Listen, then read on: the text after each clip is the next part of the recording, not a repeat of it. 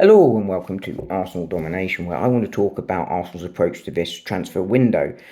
Um, Arsenal obviously had a very slow start to the transfer window. There was lots of murmurings and discontent aimed at Berta and in some quarters Arteta over the slow approach and how Arsenal were incompetent and all that sort of thing. But I always remained calm, always felt that Zubimendi was done and that as long as deals were done by the start of pre-season, certainly by the pre-season tour, that would be absolutely fine.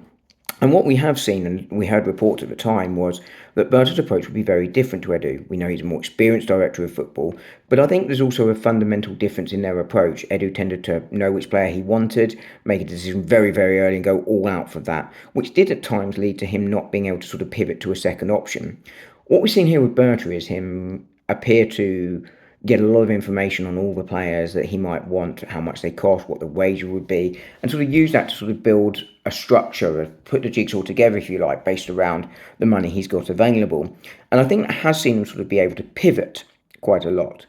We've seen that this week with Thomas Partey deal collapses and we move for Norgard, and that deal happened quite quickly because he'd been speaking to various players' camps in that position for a few weeks and maybe even months for all we know, to sort of understand what the price point would be, and that allowed him to pull the trigger very quickly. And we've seen those sort of deals now be triggered. We know that Kepa was triggered quite quickly, quite early.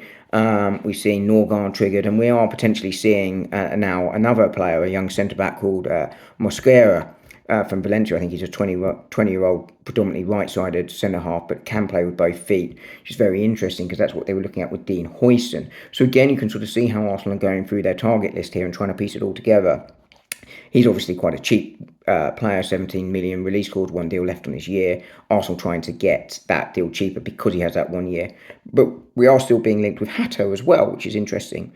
And is that because Mosquera comes in to rebalance the defence with Zinchenko going out, so right side a little bit weaker than the left side in terms of numbers, especially with Tomiyasu out. Does Hato, is that the player we're looking at if Kivior goes, for instance? And again, you can see it on the left wing today, links with Eze, release clause over 3 years, similar to Huijsen. But we know Arsenal are interested in Rodrigo. So we're sort of seeing how he's got these targets, he's understanding the price points, and then deciding to trigger and move very quickly. I think we're seeing it again with the number 9. That's another example. Negotiations going on, trying to drive those points down to give him more money elsewhere. So very clearly, he is adding up the money. He's looking at all his options, and then he is pressing the trigger. So I wouldn't be surprised to see Arsenal be very active in the coming days.